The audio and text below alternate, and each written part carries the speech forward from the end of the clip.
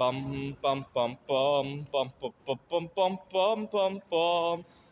The Peter Dislike Show. Bum bum bum bum bum bum bum.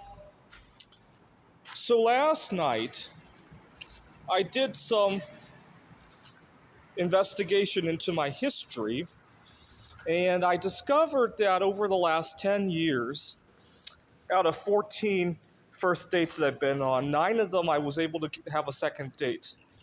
And further, 3 of them there were discussions, serious discussions of a long-term commitment. Now, what happened to those 3? Well, one of them, she wanted children, and I wasn't ready to have children at the time.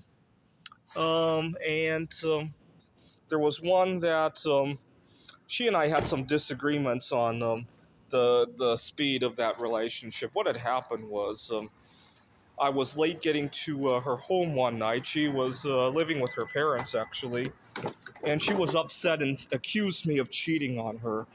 I was cheating on her with the computer game that I was writing, and that really upset her.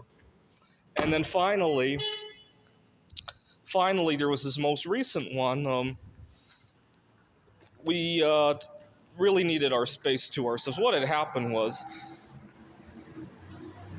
years before we broke up, I had prayed to God that if God ever finds me in a relationship that I had no business being in, that He caused us to break up in some way, right?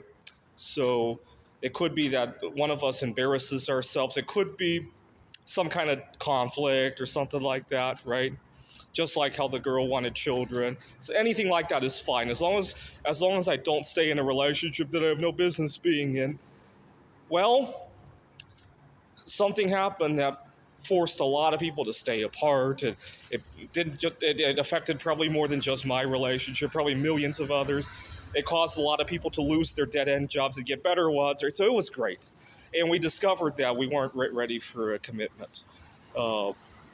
And So that was that, right? 9 out of 14 resulted in a second date. 3 out of 14 resulted in a significant relationship. And so those are pretty high statistics in my books, right? Imagine 3 out of 14 job interviews you went to resulted in some sort of career, right? Those are pretty good statistics, I would say, right? I just need to get that first date more often. That's the only problem, right? I've only done it 14 times in 10 years, right?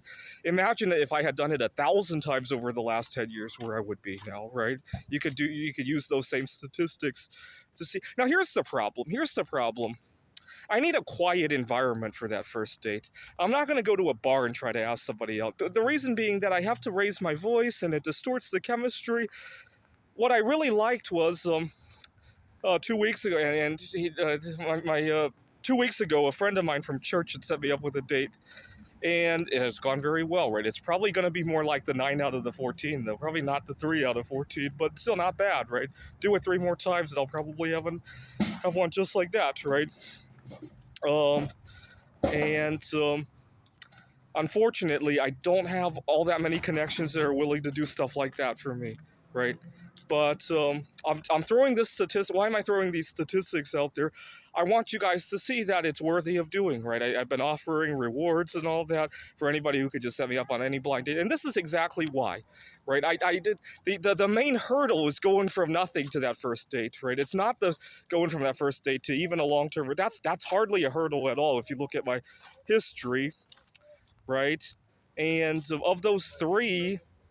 Had I had 3 more like that, I'd probably be married today. Let's put it that way.